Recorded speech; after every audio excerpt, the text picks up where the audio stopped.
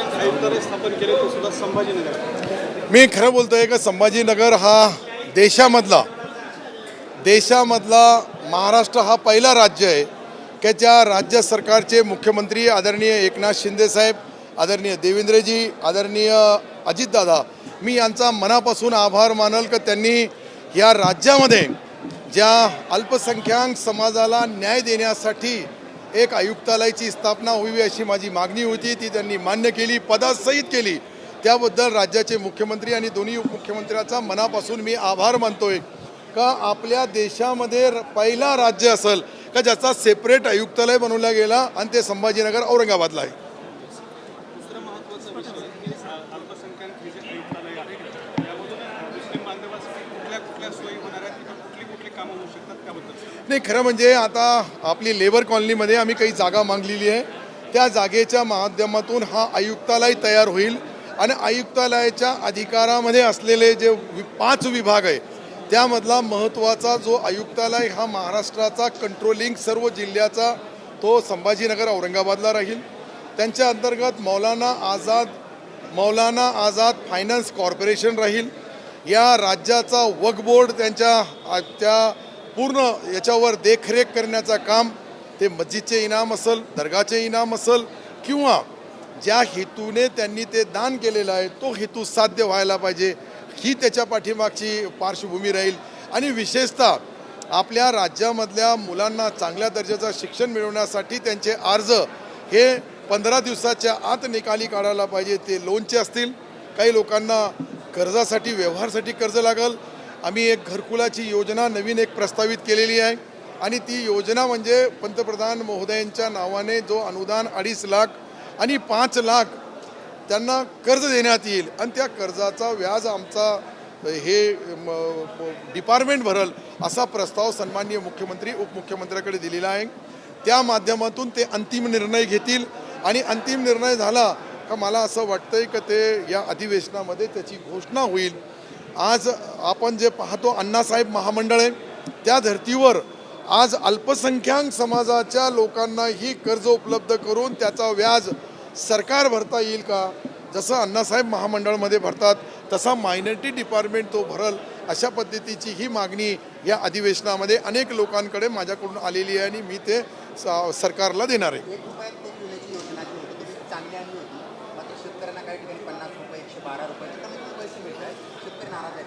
नाही, तुम्ही हा महत्त्वाचा प्रश्न विचारलेला आहे, मी त्याची तुम्हाला जबाबदारीने सांगतो का कोणालाही सरकारच्या जीआरनुसार कमीत कमी 1 गुंठा 2 गुंठावी असली तर 1000 रुपयापेक्षा कमी मिळणार नाही याची दक्षता सरकार घेते।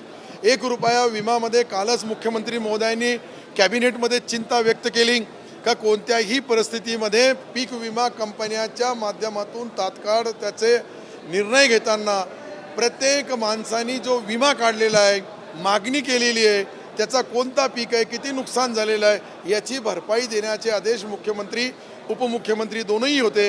मी त्या खरीप हंगामाने त्या मीटिंगमध्ये असताना त्यांनी आदेश दिला। मला वाटतंय की आपण जे बोलले याला मी निश्चित तपासून घेईल आणि कदाचित असा होत असेल तर त्या विमा कंपन्याला माफ केल्या जाणार नाही। दुसरा महत्त्वाचा मुद्दा अँटेलिया बंगला जो आहे अंबानींचा, त्याची जी जागा आहे ते वक्फ बोर्डाचे असल्याचा अहवाल जो आहे ते तहसीलदार नावाचे तुमचे जे ऑफिसर होते त्यांनी ती दिला होता, तर त्या संदर्भात काय कसा आपण?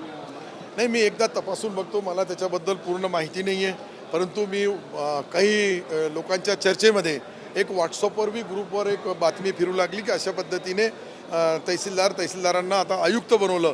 CO हा छोटा पद आहे, आता आयुक्त त्यांच्याकडे आहे, आयुक्ताच्या माध्यमातून तो जे काही निर्णय असेल ते निर्णय ते देतील आणि मी तुम्हाला गॅरंटीने हे सांगतो की कुठंतरी वक्फ बोर्डाच्या माध्यमातून काही चुकीचा झाला असेल तर त्यालाही कंट्रोल करण्याचा आता तेच इथं आहे आणि विशेषतः माझ्या बाजूला आहे पहिले आयुक्त म्हणून त्याची शासनाने इथे नियुक्ती केली आणि शासनाच्या माध्यमातून जे वक्फ बोर्ड असेल, मौलाना आझाद फायनान्स कॉर्पोरेशन असेल किंवा मायनॉरिटी डिपार्टमेंट असेल किंवा आमच्या ज्या सरकारच्या अनेक यंत्रणा ज्या माध्यमातून या वक्फ बोर्डाच्या माध्यमातून असो का मायनॉरिटी डिपार्टमेंट हे करण्याचं काम मला वाटतं सहज आता सन्माननीय मोईन साहेब हे करतील अशी मला त्यांच्याकडून अपेक्षा आहे. आता एवढं सगळं समाजाच्या उत्थानासाठी हे सुरू केलं तर काही लोक याला विरोध करतायत. चुकीची माहिती आहे का त्यांना दिली गेलेली? कारण हा जलचं पावित्र्य भंग होईल असं भावनिक साथ सुद्धा त्यांना. एक लक्षात घ्या का इथे जे काम होऊ लागला, जे हजला जातात, ते जे दुआ करतात, त्यांच्या माध्यमातून असे काम होतात.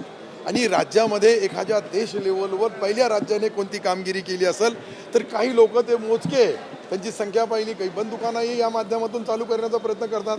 मी राजकारणामध्ये जे तुम्हाला बोलू लागलो, जबाबदारीने बोलू लागलो, कुठेही याचा पवित्रामध्ये कुठेही दाग लागणार नाही, त्याची दक्षता घेणारा मी बी मुस्लिम आहे, तेच मुसलमान आहे आणि मला मुसलमान समजत नाही अशा काही लोकांना जे काही बोगसगिरी करण्याचं राजकारण करू लागले त्यांना पहिले तर हे आयुक्तालाही समजत नाही, हे काय आहे हे समजत नाही, कुठं आहे हे समजत नाही. आता या ठिकाणी आपण वक्फ ट्रिब्युनल बी केला वरती, त्यालाही काही लोकांनी विरोध केला का वक्फ ट्रिब्युनल इथं नसायला पाहिजे. का नाही असायला पाहिजे? 1500 वकील इथं येतात वरती. आता मी हे सर्व घेऊन हे तात्पुरतं आहे, मी क्लिअरिफिकेशन तुम्हाला हे देतो की मी हे तात्पुरता मला हे कार्यालय कदाचित उघडलं नसतं तर पुढे भविष्यामध्ये आयुक्तालय बनलं का नाही बनलं याची गॅरंटी नसते. आणि मी ज्या खात्याची जबाबदारी स्वीकारली, जसं मी नरेंद्र मोदी साहेब आमचे देशाचे पंतप्रधान 6000 रुपये देतात, मी राज्याचा कृषी मंत्री असताना राज्यही 6000 देईल, लोकांनी माझी टिंगल उडवली. परंतु आज 6000 रुपये महाराष्ट्राचे मुख्यमंत्री एकनाथ शिंदे साहेब, आदरणीय देवेंद्रजी, अजित पवार त्यांच्या तिजोरीतून मंजुरी दिली आणि अकाउंटवर 6000 रुपये चालले. हे माझ्यासारख्या फाटक्या कार्यकर्त्याला इतका मोठा काम करण्याची संधी मिळाली, त्या संधीचं मी सोनं केलं. आता मी ज्या खात्याचा मंत्री आहे, पणन विभागामध्ये मागल त्याला गोडाऊन, पणन विभागाच्या वतीने मार्केटिंग व्हायला पाहिजे. शेतकऱ्यांचा घेतलेला माल 24 तासाच्या आत त्याचा पेमेंट नाही दिला तर त्यांना जेलची हवा बी खावा लागेल. तो कोण किती मोठा आहे छोटा आहे याचा अंदाजा घेतला जाणार नाही. मी एक कार्यकर्ता आहे, मला कार्य करण्याची संधी एकनाथ शिंदे साहेबांनी दिली. त्याचा सोनं कसं करायचं आहे, समाजाच्या शेवटच्या घटकापर्यंत काय देईल. मी पहिलेच बोललो की मी ज्या सरकारमध्ये मंत्री आहे ते हिंदुत्ववादी सरकार आहे, परंतु मुसलमानाला आत्तापर्यंत जेव्हापासून मायनॉरिटी डिपार्टमेंट स्थापन झालं तेव्हापासून कधी इतकी मदत मिळाली नाही. इतकी मदत आम्हाला सरकारने केली. मी काही प्रचार सभेमध्ये बोलत नाही, मी काही प्रचारासाठी बोलत नाही, परंतु जे सत्य आहे माझ्या डिपार्टमेंटचं आहे, मी त्या जबाबदारीने बोलू लागलो की त्यांनी ज्या या सरकारमध्ये सन्माननीय मुख्यमंत्री महोदयांनी जी मदत केली हे माझा समाज आणि मी कधीही विसरू शकत नाही. आणि हे सर्व करताना त्यांनाही अनेक लोक बोलतात, काही लोक आता त्याच्याबद्दलही आम्हाला बोलतात तुम्ही वक्फ बोर्डाला पैसे का दिले. आता वक्फ बोर्डाला पैसे देणं म्हणजे वक्फ बोर्ड हा सरकारचा एक पार्ट आहे, सरकारी ऑफिस आहे आणि फार पैसे देत नाही, -0 पैसे देतो आम्ही. परंतु काही 0 लोक त्याचंही आंदोलन करतात, त्यालाही काहीतरी बोलतात, तर मी त्याला काय करू शकत नाही. परंतु निश्चित आपण जे विचारलं त्याला मी प्रामाणिकपणाने हे उत्तर दिलं. जरांगेच्या बाबतीत चर्चेमध्ये औरंगजेब आणि शिवाजी आपण सुद्धा चर्चेत आणला, तुम्ही रावसाहेब दानवे सुद्धा केली. मी कोणाचं नाव घेतलं नाही, तुम्ही त्याला ऑपरेशन तुम्ही त्याला जोडू लागले. मला वाटतं जरांगे पाटील साहेबांनी जे ऑपरेशन केलं त्याचा उल्लेख केला मी. जरांगे पाटील साहेब या महाराष्ट्रामध्ये एक आगळा वेगळा फॅक्टर आहे. त्यांनी मुस्लिम समाजाच्या बद्दल रिझर्वेशनाचे जे जे त्यांचे प्रूफ सापडले त्यांनाही द्यावं असं बोललो मी. त्यांचं स्वागत केलं आणि मी त्यांचं स्वागत करताना कुठेही याच्यामध्ये राजकारण नाही आहे, कुठेही मी याच्यामध्ये किंतु परंतु ठेवत नाही. जे आहे त्याचा सत्कार करायला पाहिजे. सिल्लोडला पाकिस्तानात नाही म्हटले नाही, जरांगे साहेब नाही म्हणले, परंतु कोणतरी बोललं तर त्याचंच ऑपरेशन केलं तुम्ही, त्यांचंच ऑपरेशन केलं. मी काय केलं कोणाला सांगितलं नाही. मी पहिलेच बोललो की मी छोटा कलाकार आहे, साधा माणूस, कार्यकर्ता, मोठे काम नाही करू शकत. परंतु जरांगे पाटील साहेब आणि मी ज्या राजकारणामध्ये आहे त्यांनी आता सांगितलं का तेही आता आम्ही कधी त्यांचं काम नाही केलं तर आमच्या विरुद्ध उभं राहणार आहे, तर आम्हाला त्यांचंही स्वागतच करावं लागेल. शेवटी लोकशाहीमध्ये जे जे लढतात त्या लोकांना बाबासाहेबांनी एक अधिकार दिलेला आहे का ज्याचा नाम महाराष्ट्र राज्यामध्ये आहे तो राज्याची निवडणूक लढतो, देशामध्ये नाव आहे लोकसभा लढू शकतो, जिल्ह्यामध्ये नाव आहे जिल्हा परिषद, नगरपालिका हद्दीमध्ये नगरसेवक. आणि बाबासाहेबाचा मी एक छोटासा अनुयायी तुम्ही असाल पण मी कार्यकर्ता जरूर आहे. आता टोपीचा विषय काय? टोपी किती चांगली दिसते आता. हे सोलापूर आता ही टोपी मला सोलापूरचे लोक अनेक लोकांनी अनेक त्या ठिकाणी माझ्याबद्दल राज्यामधले प्रमुख लोकांना मी बोलवलं होतं, ते प्रमुख लोक आले आणि टोपीचा लोकसभा संपली, आता विधानसभा संपणार आहे विधानसभा संपल्या तुम्हाला निमंत्रण देईल. टोपी काढायची जरांगेंना टोपी काढायची घाई आहे तर तुमचे अनेक चाहते तुम्हाला टोपी आणून घालतात. नाही, आता कसं आहे का ते टोपीचा प्रेम आकडा वेगळा आहे.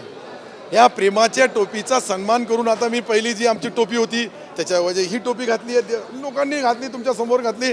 हजारो लोकांनी माझा सत्कार केला, माझा सन्मान केला. त्यांनी माननीय मुख्यमंत्री आणि महाराष्ट्र सरकारचे आभार मानले का मायनॉरिटी डिपार्टमेंटला कधी नव्हे जेव्हापासून आपला देशामध्ये आपल्या राज्यामध्ये मायनॉरिटी डिपार्टमेंट स्थापन झाला तेव्हापासून इतका पैसा इतक्या योजना कधी मिळाली नाही. आता एक मायनॉरिटीचा सामान्य कार्यकर्ता सामान्य मुलगा जो आहे शिकलेला तो जगामधल्या 200 देशामध्ये कोणत्याही कॉलेजमध्ये जाऊन PG करल आणि मागासवर्गीय बांधव आदिवासी बांधवाप्रमाणे त्याचाही खर्च सरकार उचलेल. ते नवनाथ वाघमारे ओबीसीचे उपोषण करतील असं म्हणतात. एकनाथ शिंदेनी गद्दारीचा शिक्का पुसण्यासाठी जरांगेंना पुढे करून उपोषण केलं असं. एक लक्षात घ्या, या राजकारणामध्ये सन्माननीय मुख्यमंत्री महोदय सर्व जाती धर्माच्या लोकांना विश्वासात घेऊन काम करतात.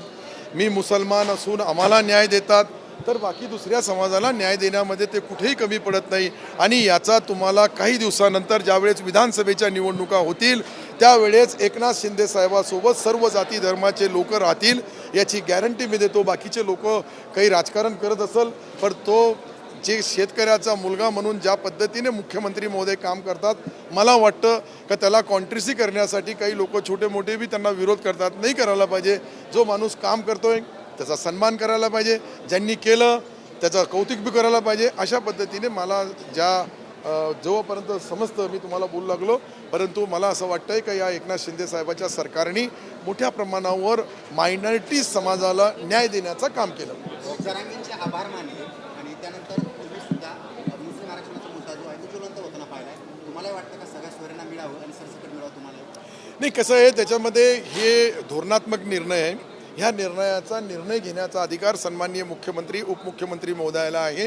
परंतु मुख्यमंत्री महोदय कोणाच्या विरुद्ध नाही आहे आणि फेवर करताना दुसऱ्या जातीवर अन्याय होणार नाही याची दक्षता घेऊन सन्माननीय जरांगे साहेबाला ज्या त्यांच्या मागणीचा विचार करून मला वाटतं की या अधिवेशनामध्ये घोषणा काय होईल कशी होईल ते मी बोलणं उचित होणार नाही. उद्यापासून अधिवेशन चालू होऊ लागला आणि अधिवेशनमध्ये सन्माननीय मुख्यमंत्री महोदय हे जरूर चिंतित आहे का आपल्याला याच्यामध्ये मराठा समाजाला न्याय द्यायचा, ओबीसीवर अन्याय होऊ देणार नाही अशी गवाही त्यांनी दिली. म्हणून आपण सर्व त्या घोषणेची वाट बघा. सन्माननीय मुख्यमंत्री उपमुख्यमंत्री महोदय याच्यावर उचित निर्णय घेतील. जरांगे आता मुस्लिम आरक्षणावर जास्त बोलायला लागलेले आहेत. मराठा आरक्षणाचा मुद्दा मागे लागला की मुसलमानांना कसं आरक्षण भेटत नाही हे मी बघतो अशा पद्धतीनं ते वक्तव्य करतात. खरं म्हणजे मुस्लिम समाजाच्या बद्दल मी आपल्याला इतकीच विनंती करेल सर्व राज्याच्या प्रमुखांना का मुस्लिम समाजामध्ये ही गरिबी आहे. तुम्ही त्यांची दारिद्र्य त्यांची गरिबी त्यांचा मागासलेलापणा हे पाहिला तर शिक्षणामध्ये कोर्टाने डिसाईड केलेलं आहे. मला जितकं समजतं सन्माननीय हायकोर्टाने शिक्षणामध्ये मुस्लिम समाजाचा जो रिझर्वेशन आहे तो गृहीत धरला, तसा आदेशही दिला. आता राजकारणामध्ये काही गोष्टी होतात काही गोष्टी होत नाही. परंतु जरांगे पाटील साहेबांनी जी मुस्लिम समाजाबद्दल जी भावना व्यक्त केली त्याचं मी स्वागत करतोय.